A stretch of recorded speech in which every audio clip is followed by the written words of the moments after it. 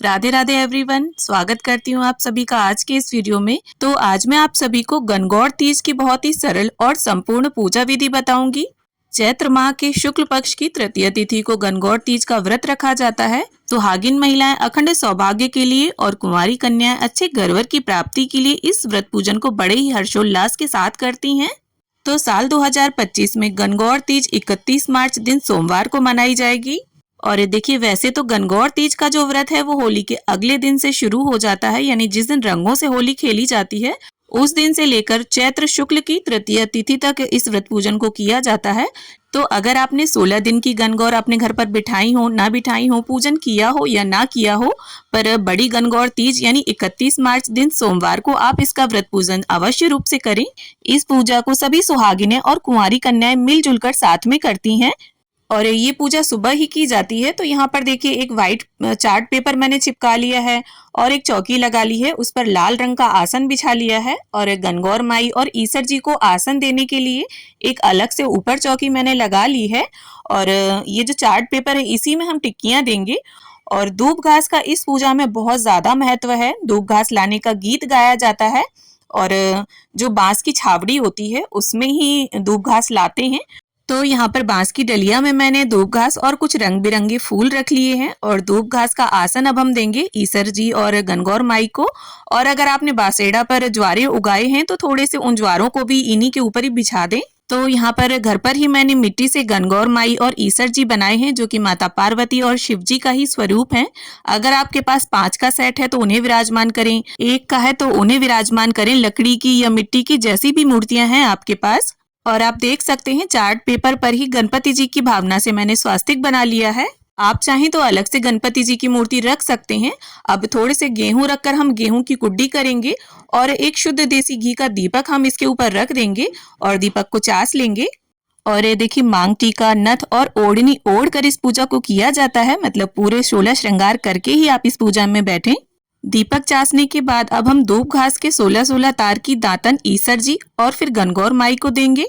अब हम स्नान के भाव से सभी को गंगा जल और फूल की सहायता से जल का छांटा दे देंगे। अब एक तांबे के लोटे में हम शुद्ध जल लेंगे और ईसर जी के सीधे हाथ के साइड में इसे रख देंगे। अब देखिए, गणपति जी के भाव से जो हमने स्वास्तिक बनाया है, सबसे पहले हम उन्हें टीका करेंगे और वस्त्र के भाव से गणपति जी को हम कलावा अर्पित करेंगे। यहाँ पर लाल रंग का गुलाब है मेरे पास तो मैं वो अर्पित करूंगी। और इसके साथ ही गणपति जी को यहाँ पर हम उनकी प्रिय दूब घास भी अर्पित कर देंगे। अब देखिए, यहाँ पर मेहंदी की सहायता से हम अपनी अपनी नाल चिपका देंगे, यानी जो कलावे का टुकड़ा है उसे चिपका देंगे। तो सभी लेडीज अपनी अपनी अलग अलग टिक्की देंगी और अलग अलग अपनी नाल चिपकाएंगी, यानी कलावा चिपका देंगी।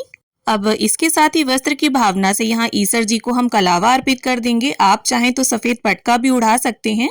और गणगौर माई के लिए यहाँ पर मैं लाल रंग की ओढ़नी लाई हूँ तो हम उन्हें ओढ़नी उड़ा देंगे। अगर आप लाए हैं तो उड़ाएं, वरना वस्त्र की भावना से आप कलावा भी अर्पित कर सकते हैं। अब इसके साथ ही ईसर जी और गणगौर माई को हम रोली से तिलक करेंगे, काजल लगाएंगे, मेहंदी लगाएंगे। और जब आप उन्हें ये सब अर्पित करें तो उंगली में जो भी बचे उसे आप स्वयं लगा लें। जैसे भले ही आपने मेहंदी लगा रखी हो, लेकिन जो मेहंदी उंगली में हो उसे आप इस प्रकार से हाथ में लगा लें। अब इसके साथ ही चार्ट पेपर पर हम रोली, काजल और मेहंदी की 16-16 टिक्कियां लगा लेंगे। तो देखिए, गणगौर के बहुत से गीत होते हैं, उसमें दूब घास लाने का गीत, पाटा धोने का गीत, पानी पिलाने का गीत, मतलब गणगौर की पूजा करते हुए आपको गीत गाते रहना है। और गीत ना आते हो अगर आपको तो आप मोबाइल पर चलाकर भी सुन सकते हैं। तो देखिए, गणगौर तीज की पूजा हड़बड़ी में नहीं की जाती, बहुत ही आराम से और तसल्ली से की जाती है।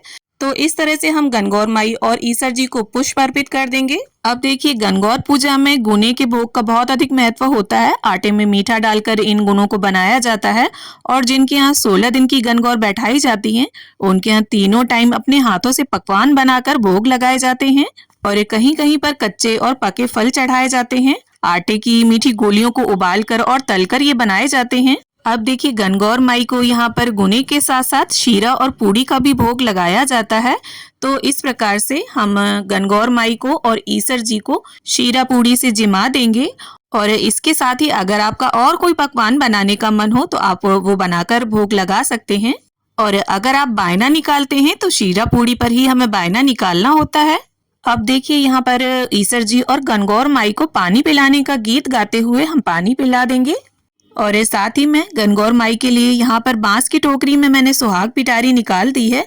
देखिए बांस की टोकरी का बहुत ज्यादा महत्व होता है, उसी में दूब घास लाई जाती है और बांस की छावड़ी में ही पिंडिये बनाकर रखे जाते हैं। तो यहाँ पर 16 सामान आपको चढ़ाने हैं, मतलब 16 श्रृंगार की सामग्री आपको गणगौर माई को अर्पित करनी है। उसमें आप बिछिए भी ले सकते हैं, अगर आप में सामर्थ है तो आप चांदी के बिछुए अर्पित करें। यहाँ पर मैंने कांसे के बिछुए लिए हैं। अब सीधे हाथ में 16 गेहूं के दाने और पुष्प लेकर मैं गणगौर व्रत की कथा कर लूंगी। और देखिए कहीं कहीं पर कथा को सुनते समय दूब घास से हाथ पर पानी की बूंदें टपकाई जाती हैं, जिन्हें मोती चुन्ना बोलते हैं। और कहीं कहीं पर दूब घास चोटी जाती है, मतलब दूब घास के एक एक तार को निकाल कर रखा जाता है। अब देखिए कथा संपन्न होने के बाद गेहूं के दाने और पुष्प इस जल के लोटे में डालकर हम इसे सूर्यदेव को अर्घ दे देंगे। अब देखिए छांटा डालने के लिए हमें एक कांसे का कटोरा लेना है। अगर आपके पास कांसे का ना हो तो आप इसकी जगह पर मिट्टी की सराई वगैरह ले सकते हैं और शुद्ध जल से उसे भर लेना है। और इसमें देखिए फिर हमें कच्चा दूध मिला लेना है। अब देखिए जो जुआ का सामान होता है उसमें हल्दी की गांठ, छल्ला, सुपारी, 1 रुपए का सिक्का और कौड़ी होती है। तो यहाँ पर मैंने नॉर्मल 1 रुपए का सिक्का लिया है, आप चाहें तो चांदी का सिक्का भी ले सकते हैं। और इस जल में हमें इस सामान को डाल लेना है। अब देखिए अगर आपके पास सदा सुहागन के फूल हो तो इस जल में उन्हें भी डाल लीजिए। अब हमें 16-16 तार के 2 गुच्छे बना लेने हैं दूब घास के, और इन्हीं दूब घास के गुच्छों से हम इस जल के छांटे गणगौर माई और ईसर जी को देंगे। तो कहीं कहीं पर हाथों को क्रॉस करके ये छांटा दिया जाता है और कहीं कहीं पर साधारण तरीके से। तो देखिए छांटा देने का गीत गाते हुए 16 बार हमें छांटा देना है। और एक गौरा माई और ईसर जी को 16 बार छांटा देने के बाद जो भी आपने 16 श्रृंगार करे हैं तो इन्हीं दूब घास के गुच्छों से हम 16-16 बार सभी पर छांटा देंगे। और इसके बाद प्रेम पूर्वक गणपति जी की, गौरा माई की और ईसर जी की आरती उतार लेंगे।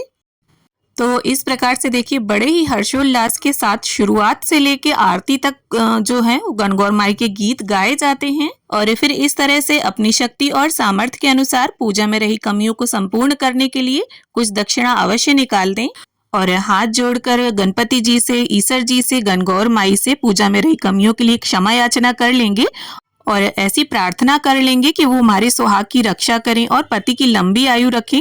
अब देखिए ये जो छांटा वाला जल है तो इसमें से आप सामान निकाल लीजिए और फिर हमें क्या करना है, इस जल को अपनी छत, बालकनी या आंगन, मतलब कहीं भी खुले में हमें इस तरह से गोल गोल घुमाते हुए इस जल को सिराना होता है। और फिर इस तरह से सीधे हाथ में जल लेकर 3 बार चौकी के आसपास फेरकर पूजा का आचमन कर लेंगे। अब देखिए कथा सुनते समय कहीं कहीं पर दूब घास इस तरह से चोटी जाती है, एक एक तार निकालकर इस तरह से रखा जाता है और हुंकारा भरा जाता है। तो देखिए गणगौर पूजा का जो आखिरी दिन होता है उस दिन गणगौर माई की विदाई होती है। तो उस दिन अगर आप चाहें तो ईसर जी को भेंट के स्वरूप एक नारियल दे सकते हैं। तो गणगौर पूजा से संबंधित लगभग सभी प्रकार की जानकारी मैंने आपको देने की पूरी कोशिश की है, लेकिन फिर भी अगर आपके मन में किसी भी तरह का कोई सवाल है तो आप मुझे कमेंट करें, मैं रिप्लाई करने की पूरी कोशिश करूंगी। तो उम्मीद करती हूँ गणगौर पूजा की ये वीडियो आप सभी को जरूर पसंद आएगी।